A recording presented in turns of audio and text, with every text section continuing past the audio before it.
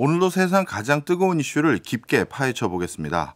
오늘은 최부심의 최상욱 대표 모시고 총선 이후 부동산 시장의 변수엔 어떤 것들이 있는지 꼼꼼히 짚어보겠습니다. 어서 오세요. 안녕하세요. 최상욱입니다. 네, 한 분기 만에 다시 저희가 모시게 됐습니다. 그만큼 이제 2024년도 1, 4분기 끝났고 또 마침 또 총선도 끝났기 때문에 부동산 분위기 좀 달라질 것 같아서 한번 여쭤봐야겠다 해서 모시게 됐는데요. 네. 자, 제일 먼저 현재 부동산 동향은 지금 어떤 분위기예요? 올해는 1분기는 좀 강세장 분위기가 있다고도 볼 수 있는 상황이기는 해요. 가격만 보면은요. 실거래 지수는 24년 1월에 좀 1% 미만이긴 하지만 플러스로 반전을 했고, 그렇기 때문에 작년 4분기에는 하락세로 전환을 했는데 다시 1분기에는 조금 실거래가 올라오면서 좀 봄 기운이 불었다고 할 수 있을 것 같습니다. 네. 다만 전반적인 그런 지방 비수도권 같은 경우에는 주택시장 회복이 조금 더딘 편이었고 수도권 중심으로만 올라오다 보니까 작년에도 나타났던 양극화는 올해도 조금 보였던 것 같고요. 그런데 그 오늘 중요한 데이터 중에 하나가 나왔는데 네. 그 인트로 때 말씀하신 것처럼 가계대출 데이터 3월께 나왔거든요. 네. 그게 2주 지나서 나오니까는 지난주 금요일에 발표가 됐습니다. 근데 3월 가계대출 데이터에서 어떻게 보면은 시장에 드디어 그 균형이 깨진 것 같습니다. 그러니까 그 전까지는 앞으로의 시장 향배에 대해서 좀 강세론이나 약세론이 좀 어느 정도 팽팽했다고 한다면은 네. 뭐 공급 부족론도 있고 네. 그다음에 대출 규제론도 있고 뭐 이러다 보니까 뭐 여러 가지 좀 팽팽했다 한다면은 결국 그런 것들을 들으면서 시장이 생각을 하는 거잖아요. 예. 근데 그 시장의 생각이라는 게 대출을 통해서 좀 드러나게 되어 있거든요. 그렇죠. 집 살려면 대출 받아야 되니까. 예, 자산 시장 좀 좋아질 것 같으면은 좀 대출 받고 아니면은 좀 감소를 시키는데 3월은 또 선거의 영향도 받았었을 거잖아요. 그렇네요. 그러니까는 선거의 영향을 좀 생각을 하면서 3월 대출 시장에서 마이너스 4.9조 원이라는 그 역대급 감소액이 나왔거든요. 네. 그 얘기는 가계가 이런 거 저런 거 다 재보니까 네. 좀 자산 시장이 좀 2분기 이후부터는 안 좋을 것 같다. 이런 생각을 하면서 보수적으로 딱 전환을 한 그 지점을 이번에 보게 된 것 같아요. 예. 그 얘기는 앞으로 약세 베팅하는 사람들이 많다라는 시그널일 수 있는데 네. 또 일각에서는 이렇게 해석하시는 분들도 있어요. 3월에 이렇게 가계대출이 줄어든 가장 큰 이유는 총선 어떻게 되는지 그 결과 보고 돈 빌려서 그리고 집을 살지 산다고 하면 어디에 살지 그거 보고 나서 결정하려고 대출이 줄어든 것이다. 이런 해석도 있거든요. 네. 일단 그 대출의 구성을 보면은 그 가계대출이 뭐 다 줄었다 그래가지고 뭐 통으로 보는 것도 중요하기는 한데 네. 그 구성을 보시면은 결국 은행 대출, 비은행 대출 이렇게 나눴을 때는 비은행 대출은 뭐 계속 마이너스였어요. 네. 그래서 3월이라고 해도 특별할 게 없었고 네. 은행 대출이 저희가 받는 주담대 이런 것들을 포함해서 은행 대출에서 처리를 해주거든요. 근데 은행권 주담대액이 23년 2월부터 늘 플러스 4조 5조였거든요. 네. 많을 때는 막 9조씩도 7조씩도 올라가고. 예. 근데 이번에는 그 주담대조차도 0.2조가 찍혔어요. 3월에. 그러니까 말씀하신 것처럼 관망세가 적극적으로 반영돼서 평소에 5조씩 나오던 주담대가 0조로 줄어버리니까 이제 그래도 대출이 플랫하게 나왔었는데 마이너스 4.9로 가버렸던 거일 수도 있죠. 네. 그러면은 자연스럽게 총선을 바라보던 시장은 도대체 무엇을 생각하고 있었는가 예. 그런 거를 뭐 생각해 봐야 될 텐데 근데 냉정하게 보면 결국에는 총선 전에 발표했던 그러니까 정부하고 그다음에 여당 그리고 용산 요 세 주체가 발표했던 여러 정책들은 결국은 부동산 시장 규제 완화 정책들이 굉장히 많았었거든요. 많았죠. 그래서 그런 완화 정책들이 좀 작동을 할지 아니면은 브레이크가 걸릴지에 대해서 그냥 섣부르게 나섰지 않았던 건데 결국은 여소야대로 끝나버렸기 때문에 예. 그 현재 이제 용산이 추진하려고 하는 여러 가지 부동산 규제 완화 정책이 힘을 받기 어려운 상황이 되어서 아마도 3월의 분위기가 뭐 4월, 5월 이렇게 쭉 갈 수 있다고 생각을 하거든요. 특히 6월 이후가 돼야 국회가 또 만들어지고 이러면서 또 뭔가 시장이 이제 달라진 변화가 있을 거기 때문에 2분기는 거의 뭐 완전 공백 상태일 가능성이 좀 더 높아서 아마도 올해 부동산 시장은 2분기가 가장 심리적으로는 위축된 그런 시장이 아닐까 이렇게 생각을 합니다. 그렇군요. 저희가 매매 중심으로 여쭤봤는데 전세 동향은 요즘 어떻습니까? 전세는 작년 하반기부터는 이제 내리 상승세이고요. 네. 그리고 올해도 전세 가격은 정말 계속해서 상승을 하고 있습니다. 그래요? 전세 부분은 전세 강세에 대해서는 여러 가지 얘기들이 있는데 크게 보시면 결국에는 전세도 전세 대출을 받으면서 전세 시장이 강세였었는데 작년 3분기부터 나타났던 가장 큰 차이점은 시장에서 전세 대출을 받지도 않는데 전세 가격이 올라가거든요. 예. 그러면 그 돈이 어디서 오냐 막 이제 이런 말들이 나온 거예요. 예. 그래서 사람들이 어떻게 생각을 했냐면은 지금 빌라 시장을 보니까 빌라 시장이 종전에는 전세 거래율이 그래도 한 50%는 됐는데 예. 요즘에는 그 얘기는 월세가 한 50% 됐다는 의미인데요. 그렇죠. 요즘에는 월세 시장이 평균 70%고 비수도권은 월세가 거의 80%거든요. 야. 그러니까 올 월세로 바뀌어 버렸어요. 예, 예. 그러다 보니까 빌라 시장에 있던 전세 그 자금들이 그 금액이 개별 건수는 안 크더라도 소형 아파트 전세 가격 밀어 올릴 만큼은 되거든요. 이제 그러다 보니까 그 돈이 전세 시장으로 온 거 아니냐, 아파트 전세로. 네. 그러면서 밑을 좀 짱짱하게 받치다 보니까 밀려 올라가면서 아파트 전세 가격도 올라간 것 같다. 이게 하나 있고요. 두 번째는 공급인데 네. 작년 같은 경우에 부동산원이 예상하기로 41만 호가 공급이 될 예정이고 아파트만요. 예. 아파트만 41만 호 공급되고 아파트가 서울에만 3만 3천 호 공급된다. 예. 그다음에 경기도에는 뭐 연초에는 17만 호였지만 뭐 한 14만 호 공급된다. 이렇게 했었는데 이게 작년 말에 뚜껑을 까보니까 전국에 25만 호 공급이 된 거예요. 준공이. 확 줄었네요. 네, 그게 왜 그러냐면은 입주자 모집 공고일 기준으로 공사기간 계산해가지고 입주 시점을 우리가 예측하는 그런 어플이라든가 뭐 이런 것들이 있고 부동산원도 뭐 이런 식으로 전망을 하고 있는데 공사기간이 평균 34개월에서 42개월 이렇게 확 늘어버리니까 예. 작년 들어올 게 못 들어와서 올해 들어오는 거예요. 예. 그래서 그 숫자를 보니까 작년은 어느 정도로 입주가 빠졌냐면은 그 25만 5천이라는 거는 전국으로는 과거 글로벌 금융위기보다 약간 높긴 한데요. 네. 서울만 보면은 서울은 13,000호인데 네. 13,000호는 글로벌 금융위기 2만 호 때보다도 훨씬 낮고요. 그렇네요. 더 큰 거는 멸실이 있었다는 건데요. 예. 멸실 같은 경우에는 작년 23년 멸실 데이터는 아직 통계가 안 나와서 알 수가 없지만 예. 멸실도 주택 평균적으로 19년부터 21년까지는 최소 연에 서울에서만 9,000호는 멸실됐거든요.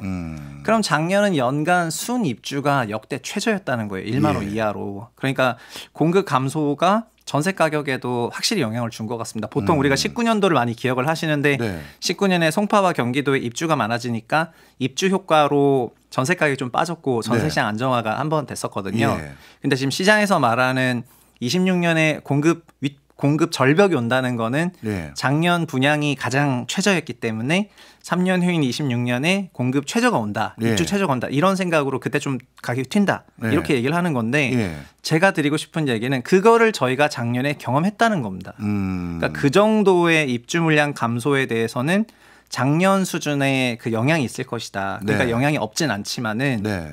시장에서 예상하듯이 막 공급 절벽으로 가격이 막 절벽처럼 상승하고 이렇기보다는 전세가 강세에도 영향을 줬고 그리고 전세가가 강세되면 매매가도 오르잖아요. 네. 결과적으로는 작년에 주택 실거래 가격이 좀 강세를 띄었고 뭐 대출도 작년에 큰 폭으로 늘었었지만 근데 어쨌든 그 정도인 것이고 그런 부분입니다. 그러니까 전세가 왜 강했냐? 또 이렇게 그걸 종합하면은 첫 번째는 월세에서 온 거, 네. 두 번째는 공급이 적었던 거, 예. 그리고 세 번째는 좀 구조적인 건데 예. 현재 전세 대출에 대해서는 정부가 보증을 서주고 있지 않습니까? 그렇죠. 그러다 보니까 그게 이제 뭐가 좋냐면은 미국에서는 이제 박 교수님은 미국 얘기도 잘 아시니까 미국은 주담대 30년 고정금리 모기지가 있습니다. 예. 근데 은행이 30년 채권을 발행하는 게 아니라 그냥 은행이 고객에게 30년 고정금리를 준 그거를 이제 보증을 서주는 정부 기관이 있다 보니까 은행이 그냥 그 대출에 대해서 용인하는 거거든요. 예. 한국은 그런 게 없다 보니까 그냥 5년 고정만 있는 거잖아요. 은행이 5년째 찍어가지고 예. 5년 고정만 있는데 그러다 보니까 기본적으로 한국의 주담대 금리는 좀 높을 수밖에 없거든요. 근데 전세는 정부가 보증을 서줘요. 그러면은 그 보증을 서주는 부분으로 인해서 리스크가 내려가고 네. 리스크가 내려가기 때문에 시중은행 입장에서는 상대적으로 저리로 얼마든지 공급을 할 수가 있거든요. 그러니까 네. 한국의 전세 대출은 미국의 그냥 30년 만기 고정금리 대출과 이제 시스템 자체는 유사하다는 거고요. 네. 그 얘기는 전세는 어떠한 경우에도 월세보다 유리하다는 거가 되기 때문에 시장은 자연스럽게 전세를 선호하는 거고 전세 위험만 없으면 전세 사기나 이런 거 위기만 안 터지면은 다 기계적으로 전세가 가게 되어 있거든요. 예. 그래서 이런 것 세 개가 그냥 구조적으로 작동하면서 전세가 강세가 계속 나온다 이렇게 말씀드리겠습니다. 네, 확실히 이해가 됐습니다. 그런데 예전에는 우리가 이렇게 전세 가격이 올라가면 그것이 매매 가격을 올리는 요인이라고 대부분 분석을 했고, 그리고 공급이 줄어들면 또 가격이 아파트 매매 가격이 오르는 요인으로 분석했는데, 이번에는 그런 맥락에서 작용하지 않는 이유는 뭐로 보세요? 그거는 그렇게 말씀을 드리고 싶은데요. 전세가 올라가면은 매매 가격이 올라가죠. 예. 네, 그거는 뭐 당연한 거예요. 근데 현재는 전세가가 올라가고 있는데도 매매가가 좀 횡보이거나, 예. 그리고 저 같은 경우에는 저는 지금은 전세 시세도 이제 상당히 많이 올라왔기 때문에 그리고 금리 전세가 아까 대출제도 말씀드렸는데 결국 대출제도에서는 금리도 중요하고 네. 그런 부분에서 생각해 보면은 금리에 대한 그런 인하 기대감도 좀 어느 정도 반영이 됐었던 게 있다 보니까 이제 어느 정도 전세에 대해서도 지금은 이제 막 상방으로 막 치솟을 것 같지는 않거든요. 예. 근데 매매 시장 약세는 결국은 이제 전세를 끼고 집을 사던 뭘 하건 이제 도운데 현재는 전세 끼고 뭐 집을 사는 그런 투자 수요가 있기에는 그냥 여러 가지 이제 제약 사항들이 많고 두 번째는 매매를 전세를 끼고 안 사고 대출 받고 사게 되면 결국 그 주담대를 일으켜야 되는데 예. 그 주담대를 일으키는 과정에서 지금 DSR이라는 대출 제도가 이제 굉장히 짱짱하게 유지가 되고 있으니까 그 안에서 구매력이 좀 못 올라오는 그런 상황이다라고 말씀을 드리겠습니다. 하긴 DSR 제도가 지금 올라간 아파트 시세를 다 커버해 주기에는 한계가 있으니까요. 네, 그 저희 소득이 올라가는 그 속도라는 게 있는 건데 그렇죠. 가격은 높은 데서 멈춰 있으니까 그러니까요. 그러니까 결국 우리 소득이 좀 더 올라가거나 몇 년 지나서 아니면은 뭐 가격이 조정받거나 해서 만나야지. 그래서 23년 1분기 그러니까 작년 1분기 돌이켜서 생각해 보시면 거의 뭐 세상 다 망하는 줄 알았거든요. 네. 근데 결국 23년 1분기 수준의 하락이 나왔을 때는 시장이 그냥 자발적으로 거래가 좀 됐었어요. 근데 지금 그런 상황이 다시 온다 이런 말씀이 아니라 네. 결국에는 가격이 횡보한다면은 소득이 올라오는 기간 한 몇 년 정도 걸릴 텐데 그 기간 동안에는 거래가 따라오지 못할 가능성이 높아 보이고 가격이 조정을 받는다면은 뭐 이제 소득이 올라가는 속도랑 좀 더 빨리 만나가지고 좀 정상화가 되지 않을까 이렇게 보고 있습니다. 네, 그렇군요. 우리 최상욱 대표님은 뭐 부동산 건설 부분 여의도를 대표하는 베스트 애널리스트 출신으로서 이거 나오신다니까 많은 분들이 이거 좀 여쭤봐달라고 하더라고요. 바로 밀어놨던 숙제. 부동산 PF. 네. 예전에 건설회사에 또 재직하신 경험도 있으실 거 아니겠습니까? 네. 부동산 PF 분위기는 어떻게 흘러갈 거로 보이세요? 지금까지의 부동산 PF 분위기는 주로 금융기관, 돈을 빌려준 대주담 문제다. 약간 이렇게 이제 봤다면요. 지금부터의 부동산 PF는 이제 건설사 문제거든요. 그러니까는 대주단이 문제인 거는 뭐 이런 거였습니다. 그 시행사가 이제 주택 분양하려고 땅 사는데 돈 빌려달라. 그래가지고 그래서 저축을 해든가 증권사들이 돈 빌려주니까 그거를 이제 모아가지고 사업하려 그랬는데 주택 가격이 빠지니까 못하겠네 이러면서 그럼 분양 안 하면 현금흐름도 없으니까 이자를 못 지불하면서 자연스럽게 파산하고 그거를 정부에서 파산하면 좀 안 되니까 우리 협약하자 이래서 대주단 협약을 꾸며가지고 작년부터 쭉 돌리고 있거든요. 근데 건설사 문제는 여기서 왜 나오냐면 건설사는 이거는 이제 미분양한 그런 브릿지론 PF 문제고요. 지금부터 건설사 문제라는 거는 이제 분양한 사업장들 중에서도 앞서 말씀드렸던 것처럼 지금은 공사 기간이 좀 길어졌는데 이것들이 그 분양이 제대로 안 되는 것들이 많아지다 보면서 준공 미분양들이 좀 늘어나면서 그 현장에 엮여 있는 건설사들은 결국 공사 대금을 좀 수취를 못하고 있거든요.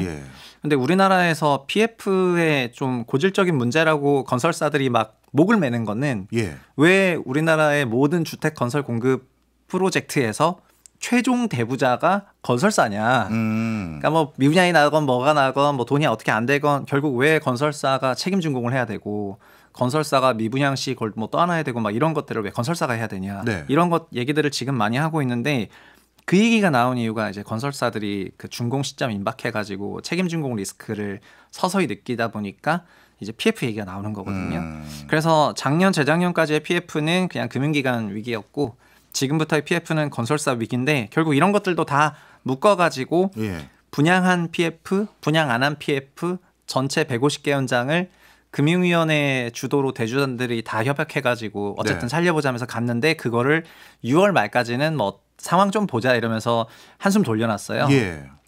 근데 그 6월 말까지 하겠다고 한 게 결국에는 이번 선거 이후에 결국에는 그 대주단들을 관리 감독하는 그 금융부처에서 어떻게 생각하냐에 따라 가지고 또 바로 손바닥 뒤집듯이 뒤집힐 수 있거든요. 뭐 그렇다고 뭐 세상 망해봐라 이렇게 할 관료는 없겠지만은 그냥 그동안에 무리하게 끌고 갔던 것들 중에서는 좀 정리할 건 정리하고 이런 과정이 나올 거라 생각해가지고 PF 얘기는 이제부터 시작이라고 생각을 합니다. 그리고 근본적으로 PF 얘기는 저는 삼성전자 주가에 자주 비유를 하는데 2021년에 삼성전자 10만 원 갈 줄 알고 9만 원에 주식을 샀는데 더 잘 될 것 같아가지고 주식 담보대출까지 받아서 만약에 더 사버렸다. 그런데 물렸어요. 7만 원으로. 그래서 제가 이자를 내고 있는데 이게 지금 PF 물린 상황이고요. 그렇겠죠. 네. 그런데 이자를 막 내다 보니까 증권사가 제가 이자를 더 못 내는 상황이 돼서 이제 저희 계좌를 청산하겠다고 하니까 이제 제가 난리가 나는 건데 이 사람이 한두 명이 아니고 전체적으로 사업장이 너무 크니까 정부에서 그렇게 소액 개미 투자자가 잘못 한번 선택했다고 그렇게 청산하는 거는 너무 매정하다. 상도이가 아니다. 그래서 유예해라. 이게 대주단 협약이거든요. 그래서 증권사가 예, 알겠습니다 하면서 그럼 그 사이에 받아야 되는 이자는요 하니까 그걸 일단 우리가 어떻게 마련해 볼게 이러면서 그 쭉 끌고 가는 건데 근본적인 해결은 삼성전자 다시 9만 원 가져야 돼요. 그렇네요. 네. 근데 이 PF 사업장들 어디서 물렸냐면 다 지방 미분양이에요. 근데 앞서서 말씀드렸던 것처럼 매매시장 강세는 서울에서만 나왔어요. 그러면 지방에서 온기가 돌기에는 현재 너무 수요가 약하고 하다 보니까 이제 삼성전자 주가가 7만 원에서 뭐 한 8만 원, 8만 원 전막 가고 있으면 기대감이 있잖아요. 아, 좀만 더 버티자. 그러면은 9만 원 올 수도 있겠다. 이러는 건데 현재는 어떤 상황이냐면 7만 원에 샀던 삼성전자가 6만 원 되고 있는 거예요. 지방에서는. 그러면은 더 멀어지는 거예요. 그렇네요. 그다음에 갚아야 될 돈은 더 커지는 거고요. 그렇죠. 그러니까 그럼 차라리 청산해 주세요. 이런 게 그 사업주 얘기거든요. 그래야지 조금이라도 남기니까요. 그렇죠. 근데 여기서 대주단들이 청산하시면 문제니까 계속 끌고 가자 하면은 어떤 생각이 드냐면은 오히려 나를 더 죽이려는 건가 이런 생각도 들 법한데 그러다 보니까 정책이 그 지방부동산 부양책이나 이런 것들이 충분히 나와주면서 이런 대주단 협약이 패키지로 가면은 되게 잘 맞는 건데 지금은 지방부동산이 아니라 서울부동산 강세 정책들만 쓰면서 그다음에 지방부동산에 대한 PF는 일단 끌고 가기만 하니까 근본적인 해결이 좀 안 되면서 문제가 커지지 않겠냐 이렇게 생각을 하는 거죠. 네, 나름대로 이번 총선에서는 지방의 부동산 호재가 될 수 있는 뭐 세종시로 국회를 완전히 이전한다든가 울산 지역 같은 경우는 그린벨트로 묶여있던 거 확 풀어주겠다라든가 여러 나름대로 이슈를 제기했는데 그걸로 반응이 없었나 봐요. 예, 좋은 얘기가 있었습니다. 근데 다만 세종시 같은 경우에는 2004년 헌법재판소에서 대통령실과 국회와 헌법재판소 같은 권력기관은 그게 있는 게 수도인데 넘어가면 안 되니까는 이제 그래서 국회에는 세종도 분원이 있는 거잖아요. 근데 지방을 살리는 그런 정책들도 안 나온 건 아니지만은 그 구성 정책 부동산제 쭉 내려놓고 보면은 뭐 GTX부터 시작해가지고 기승전 결국 다 그 수도권이거든요. 그러다 보니까 그 지방부동산 정책보다는 수도권 부양 정책이 더 많았기 때문에 그럼 같은 힘의 배분을 받는다고 하면 수도권에 더 손이 들어지는 거고 그러면 이제 시행사나 그 주택 공급하는 사업자 입장에서 봤을 때는 문제가 큰 거예요. 그리고 공사비는 전국적으로 적용이 되거든요. 그러니까 이것도 문제인 거예요. 뭐 서울 공사비라고 비싸고 이런 것이 아니라 마감재는 다르지만 골조공사비나 이런 부분에 큰 차이가 날 건 없기 때문에 그래서 이제 지방과 수도권 부동산의 양극화가 지속되는 과정에 정책은 매칭이 잘 안 되고 그다음에 상황은 심각해지고 그런 상황입니다. 알겠습니다. 아직 살펴보지 못한 재건축, 재개발 관련한 분위기 등등은 우리가 잠시 후 광고 듣고 2부에서 마저 나누도록 하겠습니다. 오늘은 최부심의 최상욱 대표 모시고 향후 부동산 시장 어떻게 돌아가는지 그 전망해보고 있습니다. 자, 1부에서도 하반기 부동산 특히 2분기는 좀 많이 위축되면서 관망하는 분위기가 이어지면서 전반적으로 상승 분위기보다는 이제 하락이 더 점쳐지는 분위기다라는 말씀으로 귀결되는 얘기들 여러 개 주셨습니다. 는데요. 그 과정에서 또 많은 분들이 이건 어떻게 되는지 궁금해하실 이슈가 바로 재건축인 것 같습니다. 총선에서 재건축과 관련해서 규제 완화를 또 대폭 제시했었는데 앞으로 뭐 서울과 또 1기 신도시 지역은 그래서 재건축으로 들썩이지 않을까 이런 기대감도 있었는데 이게 앞으로 어떻게 될까요?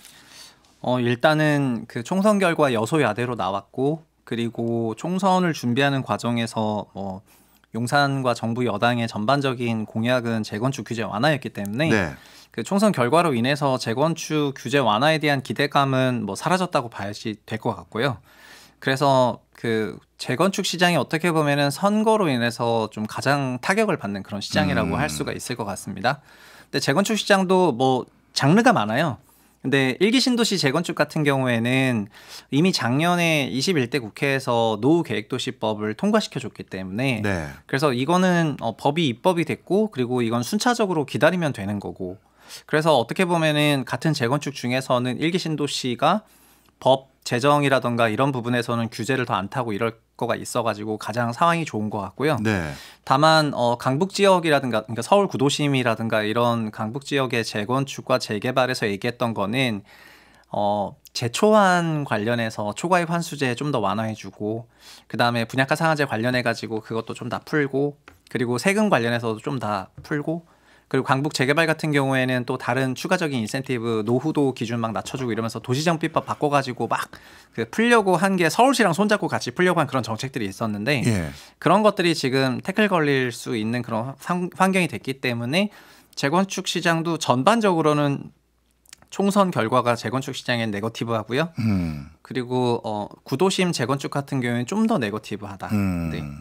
오히려 시장에서는 이런 전망도 있어요. 정부에서 만약에 추진하려고 했던 재건축, 재개발 포함해서 이런 것들의 대폭적인 규제 완화가 있었다면 오히려 동시다발적인 전세 수요. 그러니까 어딘가 재건축할 동안 살고 있어야 되니 전세 수요가 급등할 것을 우려했고 그 전세가 또 급등하게 되면 집가 상승으로 이어질 수가 있기 때문에 오히려 이게 단계적으로 되거나 서서히 되는 게 부동산 시세의 안정세는 더 도움이 됐다. 이런 전망에 동의하세요? 정비 사업은 그래서 기본적으로는 멸실 물량을 고려해 가지고 그 준공 데이터도 멸실을 반영해서 따로 발표가 돼야 될 것 같고요. 앞서 말씀드렸던 것처럼 우리도 멸실이 많을 때는 예전에는 멸실 물량 몇만 원 안 됐었는데 네. 지금은 피크 멸실이 막 연간 15만 호가 넘을 정도로 멸실 주택 수가 상당히 많아졌거든요. 예. 그러면은 그런 물량들을 고려해가지고 준공 데이터를 발표해야지 순공급이 나오기 때문에 정비 사업을 통해서 실제로 주택이 공급이 되냐 그런 것들을 좀 따져볼 수가 있는 건데 예. 그래서 앞서 말씀드렸던 것처럼 2016년, 17년에도 어떤 분위기였냐면은 16년, 17년에 서울시에 26,000호, 27,000호 이런 식으로 아파트가 입주했습니다. 네. 근데 그때 멸실이 그냥 10,000호, 그다음 16,000호 이 정도로 멸실돼 버렸어요. 예. 그러니까 그때도 막 2만 몇천 세대 입주했으니까 평년이랑 똑같다 이렇게 했지만 실질적으로는 만 세대급이니까 역대 최저 입주였거든요. 예. 그러니까 공급 부족이 쫙 나오면서 이제 전세 가격이 그냥 짱 튀었는데 그런 것처럼 순환 정비 사업을 통해 가지고 멸실 물량 조절해야 되는 건 맞는 것 같고요. 근데 그런 맥락에서 보면은 재건축이나 재개발 같은 그런 정비 사업은 꾸준히 진행을 해야 되는데 문제는 이번 좀 선거 준비하면서는 그런 게 없이 그냥 막 불 질러버렸어요. 예, 그냥 뭐 예. 이것도 하고 저것도 하고 뭐 다 네. 하자 이래가지고 그 다음에 앞에 정비 사업도 잘 안 됐는데 그냥 뒤에서 빨리 와라 이러면서 그냥 여기는 안전진단 병행 추진 가능하게 하자 빨리빨리 올라와라 이러니까 네. 그냥 온통 지금 주문이 들어와가지고 요리를 못 내고 있는 그 조리장에 계속해서 신규 주문지를 받아버리면은 그 조리장이 터지잖아요. 예. 그런 상황처럼 보였었기 때문에 그냥 그런 혼란이 지금은 정리되지 않을까 싶긴 합니다. 네, 알겠습니다. 이번에는 빌라 문제도 한번 여쭤볼게요. 선거 때 빌라 문제에 대해서도 완벽하게 어떤 뭐 해결책을 제시한다든가 시스템적인 보완을 할 줄 알았는데 그런 얘기가 좀 없는 것 같습니다. 네, 작년부터 맞습니다. 빌라를 중심으로 한 전세 사기 문제가 컸었는데 이 빌라 기피 현상은 앞으로 계속될 건지 그거 하나 궁금하고요. 그다음에 빌라 문제는 앞으로 어떻게 우리가 해결해야 될까요? 그 빌라의 기피라는 거가 꼭 기피라는 말이 좀 그렇긴 하지만은 네. 빌라도 그 주택의 주거지로서 기능이 충분하고 근데 신규 주택 건설에 들어가는 기간도 짧고 그렇기 때문에 주택 수요의 탄력적인 부분 적용하는 데 되게 중요한 시장이었는데 그런데 빌라 전세 사기 문제가 너무 확대되다 보니까 예. 사람들이 빌라를 전세로부터 기피하면서 이제 월세로만 살고 그러면서 심리적 기피 현상은 매우 커졌다고 생각이 들거든요. 예. 그러다 보니까는 자연스럽게 이게 빌라와 아파트로 구성된 주택 시장을 봤을 때는 아파트의 그 공급 부족 현상이 갑자기 나타나는 걸 수도 있어요. 그래서 현재 전세가의 강세의 원인이 대출로도 나오는 게 아니라면은 이런 부분에 영향은 확실히 있는 것 같고요. 두 번째는 그러면 빌라 시장도 안정화를 시키면 거꾸로 예. 아파트 전세 가격도 어느 정도 좀 안정화시킬 수 있단 말이 되거든요. 그렇네요. 그러면은 빌라 시장에 대한 전세 사기 문제를 극복하기 위해서 좀 노력을 해야 되는데 네. 현재 전세 사기 문제를 극복하는 여러 가지 수단들이 얘기가 되고 있지만 근본적으로 지금 이 시장이 어떻게 되고 있냐면은 전체 전세 시장은 1,000조 원이지만은 이 중에서 전세 보증 보험에 가입한 사람들은 170조 정도 가입을 했고요. 네. 170조 정도 가입한 사람에게서 나는 사고율이 지금 몇 %냐면은 이게 지금 보험회사잖아요. 예. 그러니까 자동차 사고랑 똑같다 생각하시면 되는데 2.8% 나거든요. 사고율이. 예.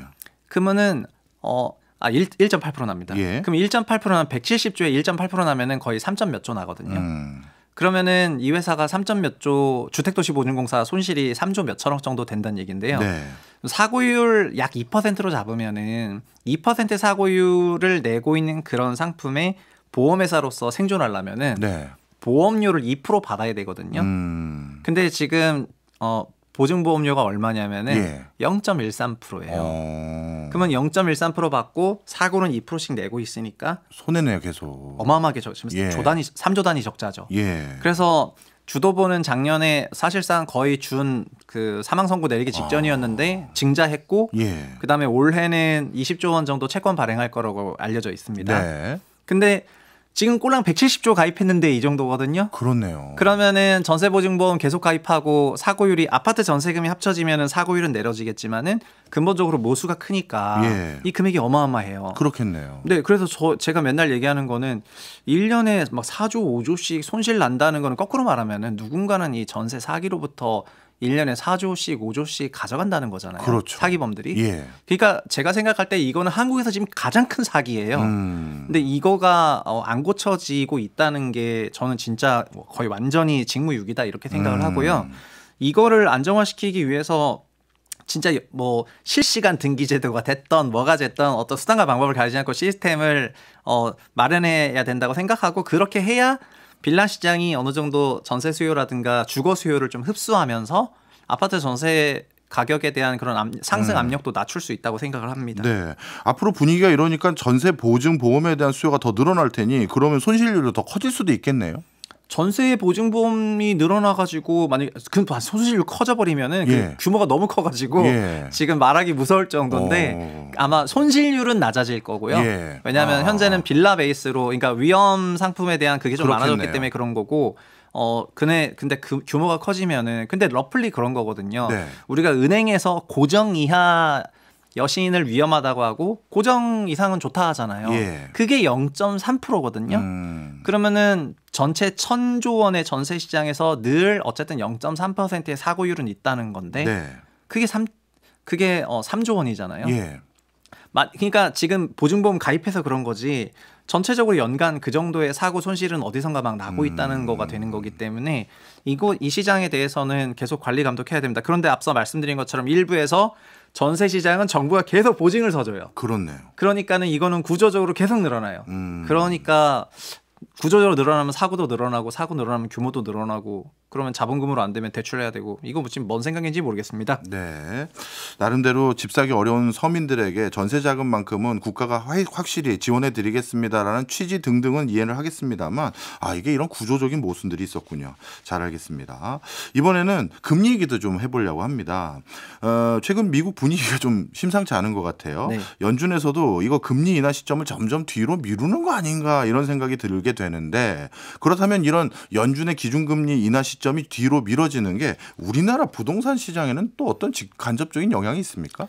네, 뭐 작년부터 한은에서 일관된데서 얘기하는 말은 한국 금리 결정에 있어서 그러니까 한국의 금리 결정은 뭐 중앙 정부로부터는 자유로운데 연준으로부터는 자유롭지 못하다 이런 말을 하셨고 네. 그래서 우리나라 시장금리도 미국 기준금리 영향을 많이 받고 있는 그런 상황이다 보니까 미국에서 금리 인하를 뭐 올해 시작할 때 정말 막 6번도 내린다 이런 얘기를 했었다가 그렇죠. 갑자기 쭉쭉쭉쭉 감소해가지고 지금은 2번 이내, 1번 이내. 오늘은 어떤 이제 일부 외사에서는 올해 금리 인상할 것 같다 막 이런 얘기도 나왔거든요. 그거는 미국이 경제가 좋고 뭐 이런 부분이 있기 때문인 것 같고 한국은 그런 부분에서 지금 처신이 좀 어려워진 상황이 된 것 같고요. 한국도 미국의 금리나 기대감이 좋았던 그런 시기에는 우리나라 역시 금리나 기대감이 좀 있으면서 그게 당장 안 내리더라도 인하할 거라는 그 미래의 생각이 지금 소비에 영향을 줄 수가 있는 건데 네. 현재는 올해 금리를 좀 타이트하게 운영을 하면은 금리 인하 시점이 한국도 늦어지겠구나라고 생각을 할 수가 있게 되니까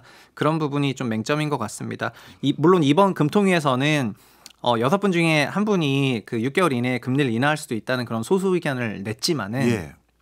그거는 그냥 이제 그걸 시장에서 해석하는 것도 그냥 소수 의견 나오긴 했는데 그만큼 한국이 좀 예상한 것보다는 안 좋아질 수도 있겠다는 그런 생각을 좀 열어놓은 것 같고 그리고 한은에서도 변수는 뭐 PF나 이런 부분을 잡았었거든요. 네. 그러니까 하반기에 좀 더 지켜봐야 될 것 같은데 근데 전반적인 거는 금리 부분에 있어서도 어떻게 보면은 작년 4Q부터 올해 1분기가 가장 조금 우호적인 상황이 아니었을까. 왜냐하면 24년에 뭐 4-5번 내린다 이런 그런 굉장히 우호적인 기대감이 있었던 시장으로 올해 24년 시작했으니까 근데 지금은 그렇지 않기에 그런 부분에서도 좀 변곡점이 나온 것 같습니다. 네. 만약에 연준의 기준금리 인하 시점이 뒤로 미뤄져서 우리나라 기준금리도 거기에 뒷받침하는 행보를 보이면 예전에도 이렇게 금리 기조가 부동산 시장에서 대출받은 사람에게 큰 부담이 되는 경우 정부에서 또 정책금리를 통해서 특별한 상품으로 아주 저리의 어떤 상품으로 갈아탈 수 있게 해주는 경우도 있었잖아요. 네. 혹시 그런 건 기대해 볼 수 없을까요? 아니요. 저는 정책은 언제든지 어떤 정책이든지 나올 수 있다고 생각을 해서 예. 그래서 상황이 달라지게 되면은 정책도 바뀐다고 생각을 하거든요. 그리고 그런 정책 얘기하셨으니까 뭐 박근혜 정부 때도 그렇고 뭐 각 모든 정부마다 다 그런 것들을 저희가 프로그램이라고 부른다면은 그런 프로그램들은 항상 있었고요. 네. 작년 같은 경우에도 주택가가 급락하니까 특례 보금자리 론이라는 40조짜리 프로그램 그렇죠. 만들어서 파격적이었죠. 대성공시켰고 예. 근데 올해는 이것도 재밌는 건데 올해 3월부터는 정책 금융이 마이너스 2조. 예. 그러니까 통계 이래 처음 마이너스 찍혔거든요. 네. 그러니까 이제 사람들이 정책 금융도 안 받아버려요. 예. 그래서 올해 신생아론 대출은 그냥 사실상 실패했다고 이제 생각이 됩니다. 예. 근데 이 부분에 대해서도 여러 가지 시사점이 있는 것 같은데요. 정책이 좀 특정 계층에게 굉장히 강력하게 들어가는 거를 소위 그 네. 레지듀얼 모델이라 하거든요. 예. 그 잔여적인 모델이라 하는데 근데 정책이 굉장히 광범위하게 적용하게 되면은 유니버설하다 하거든요. 예. 보편적인 모델이다. 예. 근데 작년에 썼던 정책 특례보금자리론은 무주택 가구 전체 소득도 제한 없고 1인 가구도 가능하고 그러니까 850만 무주택 가구 전부 쓸 수 있으니까 매우 유니버설했어요. 예. 근데 올해 쓰는 신생아론은 작년과 올해 출산 예정에다가 출산이 있으니까 혼인도 전제가 되고 소득 기준도 처음엔 1억 3천만 원으로 잡아놨다가 5만 그런 조건을 다니까 그 조건에 해당하는 사람은 좀 파격적인 지원을 받지만 아닌 사람은 90% 이상인데 못 받거든요. 네. 이거가 굉장히 잔여적인 그런 특정 계층적 그런 정책인데 그래서 앞으로 정책을 낼 때는 좀 더 시장이 보편적으로 그 소화할 수 있는 그런 류의 정책이 나왔으면 좋겠고요. 네, 그렇게 기대하고 있습니다. 알겠습니다. 지금까지 내용을 좀 종합해서 좀 이번에는 근본적인 얘기를 여쭤보려고 해요. 자, 시중금리가 올라가서 아니면 기준금리가 올라가서 부동산 대출을 받았던 사람들 부담이 커지면 항상 이런 것들을 국민들이 지금 씨름하니 국가가 도와줘야 된다 해서 정책금리로 금리 부담 덜어주면서 계속 부동산 구매하거나 아니면 유지할 수 있도록 유도하고 그다음에 전세자금 같은 경우도 거의 전량 보증을 해주다 보니까 전세자금을 더 많이 받을 수 있는 요인이 돼서 그게 또 집값이 더 올라갈 수 있는 가능성을 만드는 요인이 되고 무슨 얘기냐 1부 때부터 지금까지 우리가 얘기해 놓았던 상당히 많은 어떤 정책적인 내용들은 이게 자꾸 집값을 더 올라가게 만드는 요인들이 참 많은 것 같아요. 그렇다고 정부가 이 고리를 끊기에도 정책적으로 부담이 클 것 같고요. 그러면 이 정부는 어떻게 집값을 안정시키나요? 아니면 서서히 오르는 걸 그나마 원하는 그런 기조 아닌가 이런 생각마저 듭니다. 네, 현실적으로 정부 정책의 목표가 급등이나 급락일 수는 없고요. 예. 그냥 자산 시장의 안정 사실 이거가 되게 그 플라톤의 이데아적인 그런 부분이라고 저는 생각을 예. 하는데 어떤 동태적인 그런 시장이 어떤 균형점에 있다는 그런 해석이라든가 그런 지향점 자체가 달성하기 어려운 그런 이상향에 가까운 값이라고 생각을 하거든요. 네. 그렇지만 우리가 그 안정이라는 게 어느 수준이냐라고 했을 때 그 미 연준에서 이제 되게 유명했던 의장이었던 그린스펀이 이렇게 말을 했거든요. 옐런이 물었을 때 예. 물가 안정이 뭐냐 예. 이렇게 얘기를 했거든요. 예. 그러니까 그린스펀이 엄청난 대답을 하는데 물가 안정이란 그냥 물가의 변화로 인해서 가게들이 생각을 바꾸지 않는 것이다. 그 영향을 받지 않는 것이다. 이렇게 얘기를 하거든요. 예.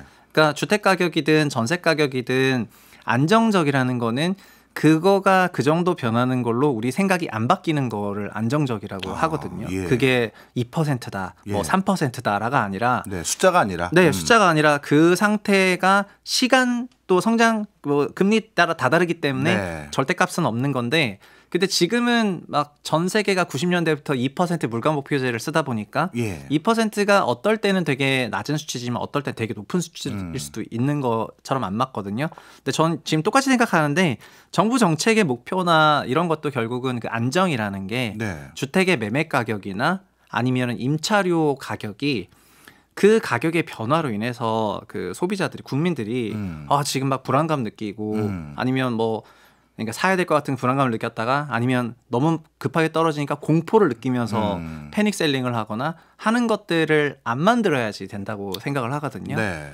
그러려면은 자본주의에서 좋아하는 전반적인 시장이 작동을 해야 되는데 그런 시장이 작동하려면은 거의 대부분의 정책들은 그냥 유니버설하게 깔려 있어야지 돼요. 예.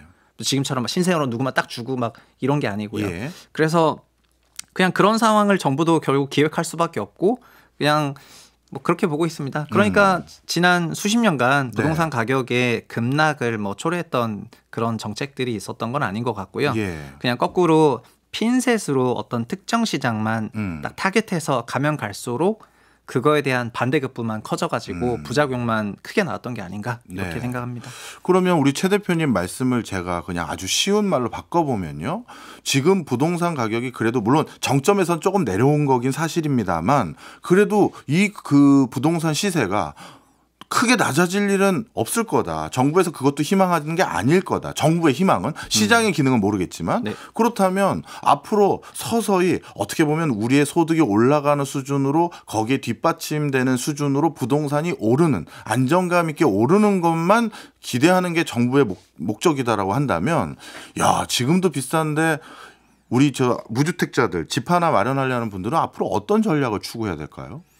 주택 가격이 뭐 모든 지역이 다 높은 게 아니기 때문에요. 예. 저는 주택도 똑같다고 생각하는데요. 주택 가격이 안정세로 들어가게 되면은 네. 그러면은 그 주택이라는 자산을 투자로 생각을 하지 않는 그런 가구들이 더 많아지면서 예. 자연스럽게 시장은 더 안정화된다고 생각을 하거든요. 예. 그리고 집이라는 게 결국 사는 공간인데 주거 서비스에 일정 비용을 내고 그다음에 임차는 길어도 4년이니까 나는 4년 이상 이 지역에 계속 살 생각이면은 그때는 주택 매수를 하고 예. 이런 게 결국은 자산 가격의 변동으로 내 생각이 바뀌어야 되는 게 주택 시장이 불안한 상황이고 그냥 내 라이프 사이클 스케줄에 따라서 그냥 내가 하는 선택이 그 어떤 경우라 하더라도 문제가 없는 게 예. 안정적인 시장이라고 보거든요. 네. 결국은 주택 정책과 관련해 가지고 그냥 좋은 정말 안정적인 시장이 펼쳐지게 되면은 우리 소비자들은 그냥 집 사야 될 때 사고 네. 팔고 싶으면 팔고 네. 그냥 그때 그렇게 하면 된다는 겁니다. 예. 네, 그러니까 현재 거꾸로 자산 시장이 불안하고 변동폭이 클 것 같고 이런 불안감이 들수록 막 전략적으로 예. 언제 살까 막 어느 가격에 살까 이런 행동을 해야 되는데 네. 이런 행동을 하지 않아도 되게 좀 정책 잘 내줬으면 좋겠다 이런 얘기를 하고요. 그리고 저도 지향하는 그런 시장은 그런 그림이라고 말씀을 드리고 싶습니다. 아, 예. 어찌 보면 기존에 집 가진 사람들에게 크게 어떻게 보면 동요하지 않으면서 그러니까 집값을 올리거나 떨어뜨리지 않으면서 안정감 있게 내가 새로 내 집을 장만할 수 있는 방편 중에 하나는 그래도 안정감 있는 주택 공급이 계속 이루어지면 가능할 것 같은 느낌도 드는데 네. 최근 앞서 일부에서도 말씀 주셨듯이 이 추세대로 계속 가게 될 경우 2, 3년 뒤에는 공급 대란이 온다라든가 또 재건축 재개발과 관련된 지금 뭐 어떻게 보면 여소야대 국면에서 이거에 대한 법안도 아마 통과되기 어려워 보이고 그러면 의미 있는 수준의 주택 공급은 당분간은 기대하기가 좀 어려울까요? 지금은 주택 공급을 웬만하면 하기 어려운 상황이 된 건 맞고요. 그리고 막 공사비 인플레이션이 너무 심한 그런 상황이기 때문에 네. 근데 이렇게 생각을 하시는 분들도 계시더라고요. 막 그거 잠깐만 여쭤보면 공사비가 올랐는데 네. 아까 공사 기간이 길어졌다고 하셨잖아요. 네. 제가 건설회사 사장님이면 비용 아끼려고 더 빨리 지을 것 같은데 왜 길어진 거죠? 아니요. 지금은 그 준공 시점에 그 날짜를 못 맞추면은 예. 책임 준공부터 시작해가지고 소위 지체 상금 관련한 페널티가 너무 커요. 그러니까 34개월을 잡는 게 아니라 일단 42개월 이상으로 잡아두는 거예요. 일단 왜냐하면 그 인력이나 자본 소싱이 어떻게 될지 모르고 불확실성이 크니까 네. 시간은 시간은 길어놓는 거예요. 예. 약간의 시간 길어놓는 것보다 예. 준공 시점 페널티가 훨씬 크다. 그러니까는 그렇게 이제 지금 공사 기간 계약을 하고 최근 계약하는 건 전부 42개월 이상입니다. 네, 이해했습니다. 그 다음에 질문이 뭐였죠? 이 공급 공사비 부족. 때문에 공급 부족. 네. 두 번째는 공급 부족권은 앞서도 1부 때 말씀드렸는데 23년에 19만 5천 호 분양을 했기 때문에 예. 26년이나 7년에 공급 부족이 온다고 말씀들을 하시는데 19만 5천 호 분양이 역대 최저 분양이지만은 네.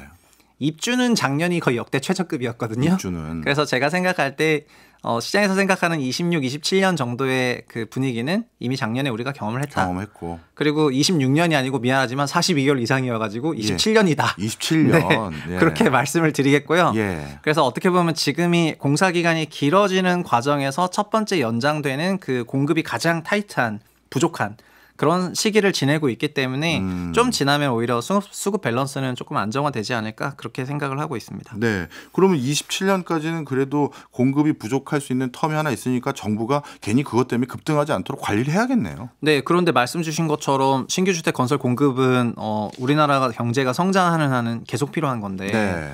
지금은 건설사들 입장에서 어떤 생각이냐면은 주택 건설 공급하는데 리스크는 다 나한테 주니까 나 이제 네. 못 해먹겠다 네. 이렇게 나오는 거거든요. 그래서 이제 앞으로 지금 같은 시기에 이런 주택 건설 공급하는 PF부터 시작해가지고 제도 개선 되게 많이 해야 될 게 많은 것 같아요. 그냥 그 공공도 막 택지만 조사한 다음에 알아서 그냥 민간이 집 지으세요 하고 끝이거든요. 네. 정비 사업도 정비구역 지정한 다음에 조합원분들끼리 서로 그냥 알아서 하라고. 알아서 네. 다 하시고 우리는 인가 때 비리 없는지나 살필게요 이러면서 거의 관여를 안 해요. 네. 그러니까 이번 최근에 그 3월 달에도 국토부가 하는 행사에 사람들이 많이 갔었는데 예. 정비사업 관련 활성화 정책 발표한 자리였는데 분위기는 좋은 자리였는데 참석한 사람들은 이보시오 국토부 왜 그 정비 사업에서는 조합 간에도 내분도 많고 갈등도 많고 그다음에 인허가 과정에서 문제도 많은데 좀 적극적으로 개입해 주면 안 되냐 왜 민간한테만 다 푸냐 막 네. 이렇게 볼멘 소리가 나왔거든요.